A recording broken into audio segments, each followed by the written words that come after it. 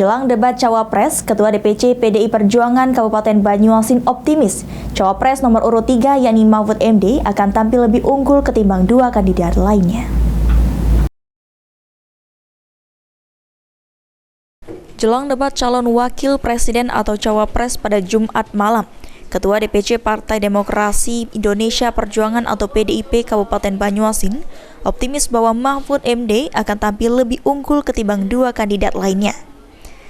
Askolani Jalsi mengatakan Mahfud MD merupakan kandidat Cawapres yang lengkap, mengingat sosok Cawapres nomor urut 3 pasangan dari Ganjar Pranowo tersebut mempunyai pengalaman komplit baik di lembaga eksekutif, legislatif, dan yudikatif.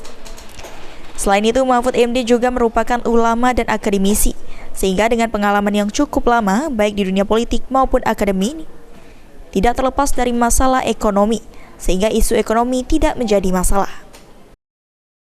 Ya, saya kira Pak Mahfud ini kandidat yang luar biasa dan yang sangat lengkap karena beliau pernah berpengalaman di yudikatif, di eksekutif, dan juga di legislatif, dan dia seorang ulama, dia juga seorang akademisi, dan sangat lengkap lah dengan pengalaman-pengalaman beliau di pemerintahan maupun di akademisi.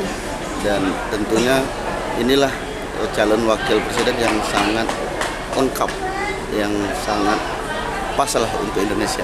Nah, ini kan dalam debat Cawapres ini bertemakan ekonomi, Pak. Kalau kita melihat dari Pak Mahfud sendiri kan bukan di bidangnya, tapi untuk kita melihatnya sendiri, Pak. Ya, saya kira dengan pengalaman-pengalaman beliau di legislatif, eksekutif, dan yudikatif, tentunya pasti memahami tentang ekonomi. Itu sudah pasti. Karena semua jabatan-jabatan yang beliau dapatkan itu, ini tidak terlepas juga dengan ekonomi juga di situ ada. Jadi saya kira pengalaman beliau, keilmuan beliau itu sudah sangat mumpuni untuk Indonesia. Eki Saputra, PAL TV.